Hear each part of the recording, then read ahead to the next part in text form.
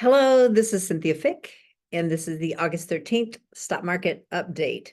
Well, let's go over some of the headlines today. This is all about inflation and how's the consumer doing. Was the PPI, the producer price index, that came out this morning that was a little lower than we expected.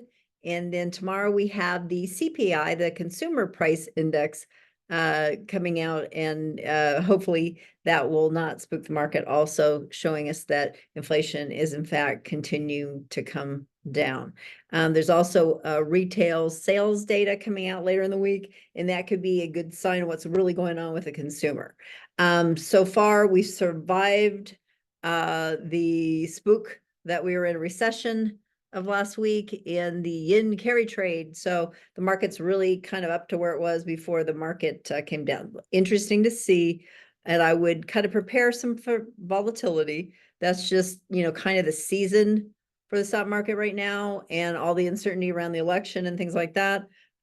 Just continue to stay buckled up, because I think we're going to have some continued volatility.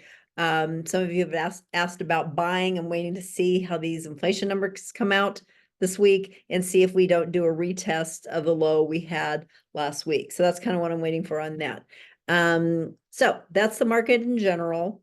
Let's talk about fixing your mindset.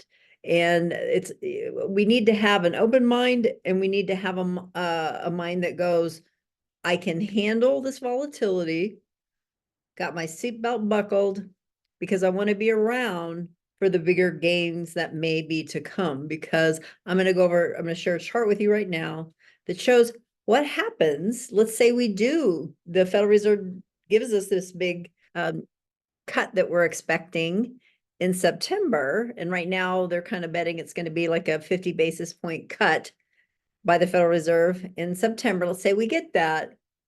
What does the stock market historically do after we get those kind of cuts? Okay, so let's look at this. And this is what our mindset should be. Let's handle some, short-term volatility so we can stay in place and be around for good things that may be coming.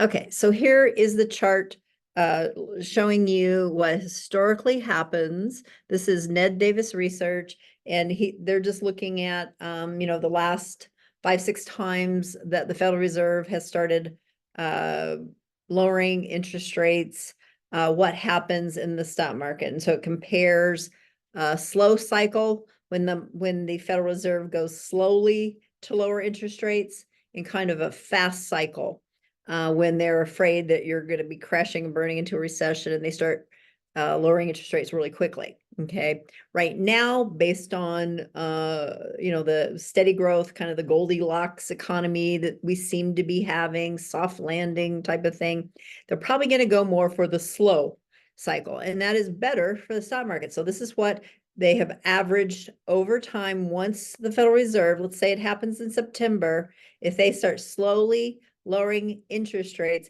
here's what happens in the stock market. So on the S&P 500, you can see that the average in a slow cycle for the S&P 500, after they start slowly lowering interest rates, the average is in 1 month, the stock market's up 1.53%, 3 months, 5.54, 6 months, 10.39, 1 year, almost 11%, 2 years, almost 25%. Okay, so the NASDAQ is even better. Let's look at the average in the NASDAQ after something like this happens is 1 month, almost 3%, 3 months, over 17, 6 months, 27, 1 year, 38, and 2 years, 59. So those are really awesome numbers.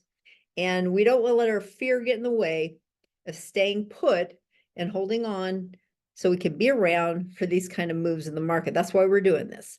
And so if something fundamentally changes, and I don't have a crystal ball, but if something fundamentally changes and the market doesn't hold certain levels, all the charts and the graphs I watch, we will get eventually we will get defensive.